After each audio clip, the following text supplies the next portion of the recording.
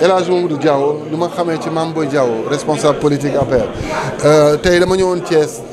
ci invitation waa COJER Thiès Ouest ñoom nag bi may dalal maa ngi fi fekk képp ku nga xam ne yaa ngi jàppale président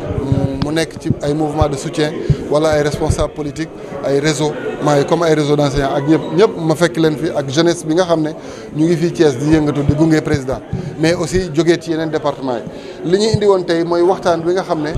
ñu ngi ko fas yéene woon def pour won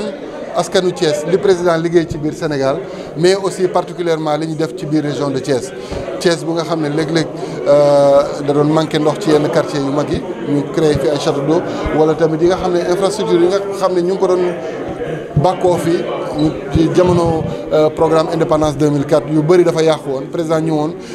gën leen a gunge en matière de développement donc tey suñu waxtaan ñu basé woon ko ci benn approche bi nga xam ne mooy bilan mooy da ngay wax li nga fi fekkoon wax li nga fi def ak li nga xam ne des na wala li nga xam ne moom nga mbébét pour def ëllëg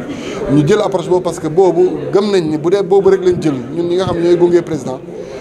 dinañ nekk à l'aise ndax li fi président jot a liggéey ci juróom-ñaari at juróom-benni at jëm ci juróom-ñaari at yi ba muy jeexal mandaam mun nañ jël secteur par secteur dina doon yomb pour que ñu mun wax ni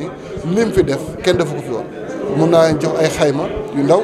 benn bu ci njëkk wax naa leen ci wàllu njàng mu kawe mi li président def ci ay lal université Dakar ci juróomi at yi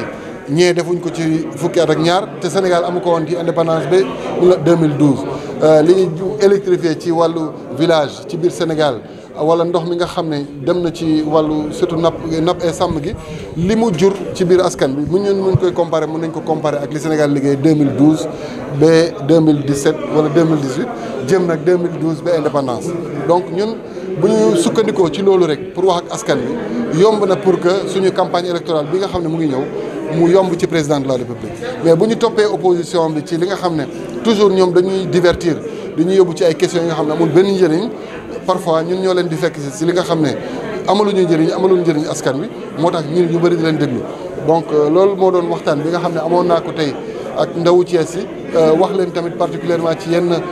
politique yi nga xam ne ñu ngi koy développé ci biir Sénégal bu nga xam ne ndaw ñi mën nañ ci gis seen njëriñ jigéen ñi mën nañ ci gis seen njëriñ région de Thiès aussi particulièrement mën nañ ci gis seen njëriñ. xam màcc na ci wàllu foncier bi gis nga jamono yi jëm ci wàllu coono surtout littoral bi nga xamante ne jamono yu weesu ay conseil jógoon nañu doon si joxañ baaraam ki nga xam ne président. waaw ñu ngi doon joxoñante donc li ma ci xam rek mooy ñun nekkuñu ci régime bandi yi nga xam ne dañuy séddoo alalu réew mi parce que ñoom ñoo ko doon wax 2010 2000 ba 2012 ngeen doon dégg ñu leen di naan ay bandi bu ñuy xuloo rek mooy heure bi nga xam ne ñu ngi war a séddale li ñu sàcc ñun bokkuñu ci loolu. li ñuy xam tamit mooy ci wàllu foncier bi dafa di question yi nga xam ne boo xoolee sax administration foncière mooy urbanisme ak domaine jéem nañ xool sax naka la ñuy moderniser même président amoon na ci projet bu mag mooy projet de modernisation du foncier mais boo gisee décision yu bëri mënuñ leen jël mooy dañuy moytu rek pour que les élus war a jël suuf si di ko def lu leen neex te loolu mooy tax ba askan wi parce que loolu boo xoolee tey askan bi moom suuf si ndax loi sur le domaine national loolu la wax mooy suuf communauté bee ko moom donc pour nga mën ko jël sax il faut que communauté bi nangu pour nga mën ko def ab suuf bi nga xam ne mën nga ko utiliser sax pour mu jóge ci domaine national day xaw a compliqué donc boo gisee sax effort yi ñuy def ci wàllu modernisation foncier muy tardé mooy toujours dañuy moytu ay élus yu mel noonu ñuy mën jël pexe yu mel noonu rek pour jël suuf si def ko naka si dul noonu ma xam ne nag coow la bu nga xam ne mu ngi Thiès ma bàyyee ko waa Thiès mais ñoom waa Thiès xam nañ fu dëgg gi nekk te loolu tamit dina permettre pour que ñu xam ne bu ñu tànn suñu njiit war nañ xool tamit nit ki nga xam ne digganteem ak suuf réew mi wala xaalisu réew mi alalu réew mi ban rapport la ci am ndax bu dee bu baax la bu bon bu dee bu bon na nag ñu woon ko ginnaaw. waaw li ma wax ci parrainage yi mooy dadul lu bees d'abord ci Sénégal parrainage dafa nekk d'abord ci code électoral sénégalais ñu ko doon jagleel candidat indépendant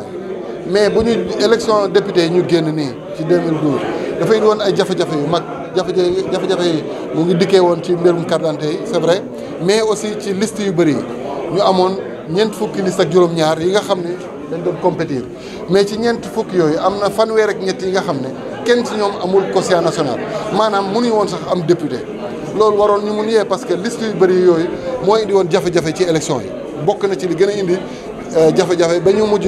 jël décision yi nga xam ne pour que nga voté da nga doon tànn juróomi bulletin mais bu ñu assainirul maanaam bu ñu organiser wul parrainage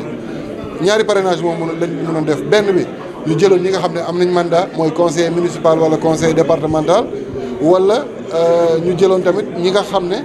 ay sénégalais lañ maanaam citoyens yi nga xam ne inscrire nañ ci liste électorale bu ñu jëloon mandat wu ñi nga xam ne am nañ collègue conseil municipal wala yu demee noonu ñu bëri dinañ doon bañ a mun nekk candidat te dinañ doon wax ni président moo leen bëgg a éliminer ma bëggoon rek ñu indi wax bi ci cadre boobu xam ni innovation bi mooy parrainage naam amoon na mais dañ koy def ci bépp candidat waaye même candidat bi boo déposé sa candidature bu amee ay jafe-jafe pour xool ndax parrainage jaar na yoon wala déet du mel ni li fi nekkoon avant maanaam yow am nga possibilité wax ni d'accord ma ci li ngeen compté ci erreur recours bi mën nañ ko déposer donc loolu melul ni li fi nekkoon avant ma bëggoon rek sénégalais yi xamee ko noonu xam ni suñuy démocratie tey bu ñu demee élection présidentielle bu nga xam ne moo toujours mooy gën a indi tension ci réew ñu amoon ci ay jafe-jafe yi ñu amoon ci comme élection député yi xëy na leneen la ñuy wax parce que mun na indi nit ñi war a reyanti ci bureau de vote yi kon ñu indi lépp ci dal ñu indi ko yëpp ci waxtaan ñu xam ne tamit dañuy améliorer suñu démocratie donc loolu rek du li nga xam ne Sénégal rek la am na ci réew yëpp presque ci àdduna bi ñun ñoo waroon a dab ñeneen ñi ci wàllu suñu organisation élection jongante yi nag dina am ku war a mën sa morom yi rek mooy daan c'est tout te ñun am nañ mbër bu nga xam ne juróom-ñaari at yi bu ñu waxee lu mu jot a liggéey vraiment gëm naa ni Sénégalais dañuy gunge ragaluñu ay candidats ñuy éliminer. à Thiès aujourd'hui à l'invitation de la COJER de Thiès-Ouest mais j'ai eu plaisir déjà d'être reçu par l'ensemble des responsables jeunes du département plus aussi beaucoup d'autres responsables jeunes qui viennent d'autres départements. En sus des responsables de la coalition Benno Bokk Yakaar et des mouvements de soutien qui accompagnent au niveau de Thiès l'action du président de la République en vue de la vulgariser. Donc merci pour l'accueil. L'objectif de cette rencontre où on a connu une très grande mobilisation était d'apporter des éclaircissements par rapport aux politiques publiques qui sont en train d'être menées par le président de la République et pour lesquelles malheureusement beaucoup dans le débat politique sont esquissés par les opposants. Et nous voulons donc que l'approche maintenant dans le débat soit une approche bilancielle. C'est-à-dire que nous sommes prêts à discuter avec eux des deux axes phares du mandat du président de la République. L'axe stratégique qui va vers 2035, dont la charpente est le PSE, et l'axe social qui gère les urgences du Sénégal à travers des programmes particuliers comme le PUDC, le PUMA, les bourses de sécurité familiale, la CMU notamment. Donc, entre autres. Donc, c'est un peu ce message-là que nous sommes venus partager avec les populations de Thiès. Et puisqu'il y avait une forte mobilisation de la jeunesse et des femmes, nous avons fait un focus particulier des actions du gouvernement sur ce qui est en train d'être fait en matière de formation pour articuler le besoin de formation avec les besoins de profil par les entreprises et les offres de formation aussi qui sont spécifiques, qui sont en train de dérouler par l'État avec des bourses qui pourront les accompagner. Et à terme, les résultats qui peuvent en être du point de vue de l'articulation formation-emploi et conséquemment de pourvoyer aux emplois tels que les veut la jeunesse. Mais de la même manière, nous avons dû parler des autres projets urgents qui ont été mis en place qui permettent d'accéder à des financements rapides pour les jeunes, c'est vrai, mais pour les femmes, pour toutes les catégories d'âge. Donc voilà un peu ce que nous avons pu faire ici. Maintenant, en particularisant un peu le discours, parce que Thiès a cet aspect particulier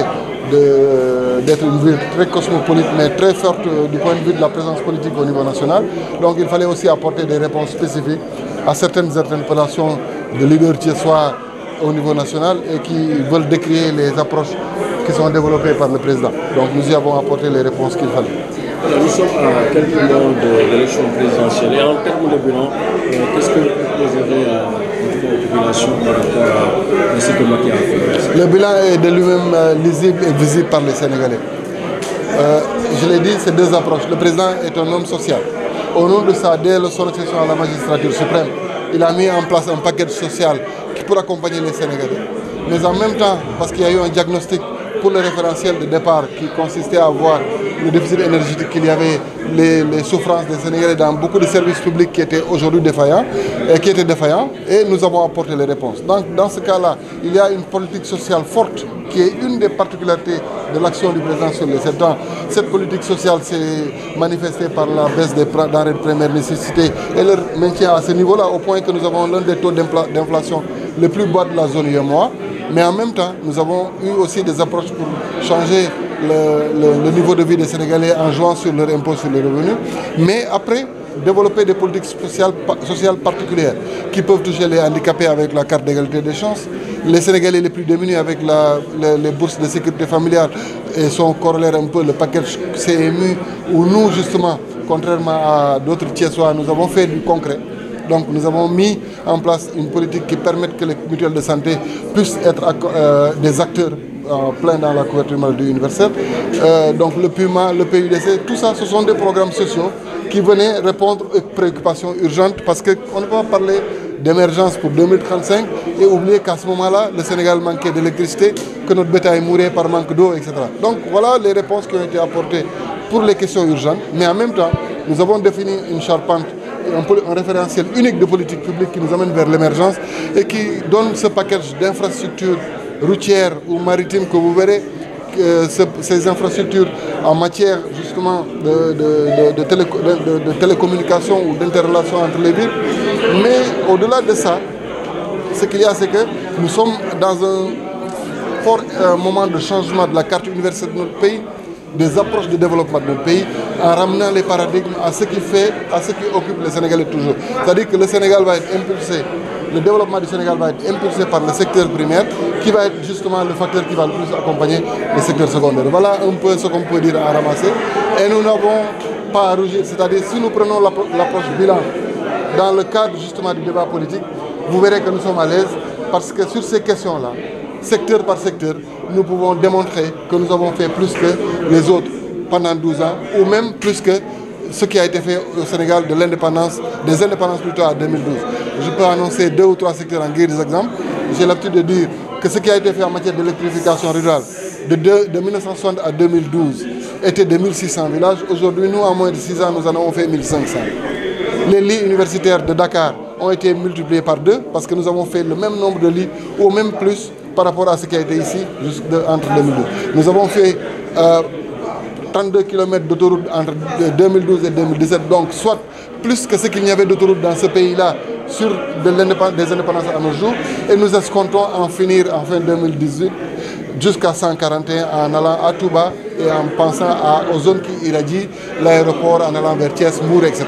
Voilà un peu ce sur quoi nous devons nous appuyer, nous autres, pour pouvoir parler aux populations et pour montrer que le président n'a pas à rougir de son bilan et que résolument, là où on disait au régime précédent qu'il fallait attendre, qu'il fallait donner à Gorgui le temps de travailler, nous avons assez travaillé. Nous devons prendre le temps de restituer ce que nous avons fait et proposer un nouveau contrat de confiance au Sénégal. Et la problématique du foncier a été mise sur la sellette depuis quelque temps.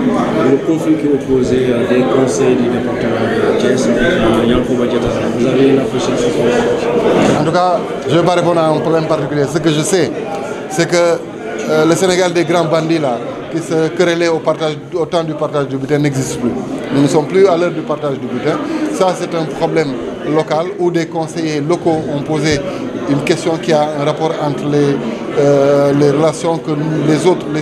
élus politiques doivent avoir avec les deniers de l'État ou le foncier. Ils n'ont qu'à régler ça à ce niveau-là sans qu'on ne donne une conséquence politique à ce qui est fait. Mais il faut protéger notre littoral, il faut protéger les ressources qui appartiennent aux populations. Et c'est pourquoi, malgré les efforts qui sont en train d'être faits pour moderniser le cadre juridique du foncier, nous avons du mal à quitter le domaine national. Parce que le domaine national, la loi sur le domaine national, permet toujours à la communauté d'être propriétaire des terres. Et c'est ça qui protège un peu les populations locales. Et c'est pourquoi même si on a un effort que nous faisons pour moderniser le foncier, nous faisons toujours preuve de prudence. Parce que nous ne voulons pas laisser aux élus locaux, le président a dit, je ne donne pas la terre aux communes, aux élus locaux, parce qu'il sait qu'il peut y avoir un problème après de spoliation des populations. Donc à Thiès, c'est un peu ce cadre-là, mais ils vont régler ça à leur niveau. Des associations de la société civile et l'opposition comptent marcher bientôt pour protester. manifester contre la loi sur le parrainage. Est-ce que vous, en tant que jeune de la mouvance présidentielle, vous avez un plan d'action pour éviter au Sénégal 23 juin? Non, nous n'avons pas besoin de plan d'action pour contrer ce qu'ils font. Nous avons besoin d'une démarche d'explication. Nous venons d'une élection législative, d'élections législatives catastrophiques au niveau de l'organisation, pour deux raisons. La première, c'est que l'engouement qui a été suscité pour produire les cartes d'identité a fait que nous avons atteint un niveau d'inscription sur les listes électorales jamais égalé dans notre pays. Donc, d'où des difficultés de distribuer les cartes. Mais l'autre grand problème que nous avons connu au niveau des élections législatives avait trait à cette prolifération de listes. Nous avions 47 listes, si je ne m'abuse, sur ces élections législatives. 33 listes n'ont pas eu le quotient familial. Ça mérite quand même qu'on y réfléchisse.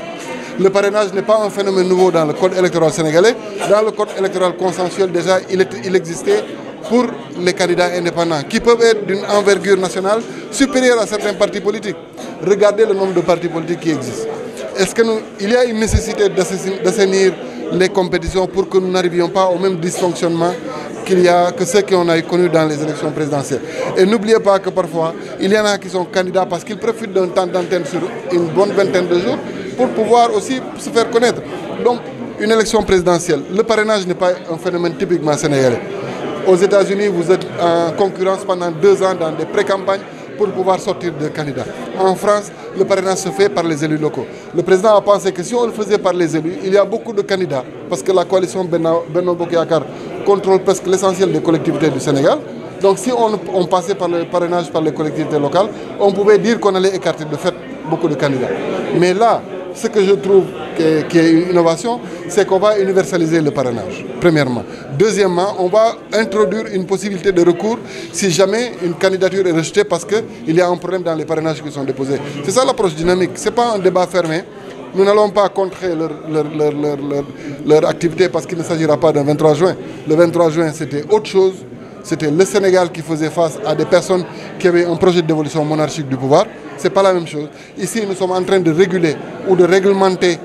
une compétition qui est d'une dimension cruciale dans la vie de notre pays et dans la respiration démocratique du Sénégal. Les Sénégalais sont assez citoyens et assez au fait des choses pour pouvoir comprendre ce qui se passe. Donc je ne pense pas qu'on arrive à ça.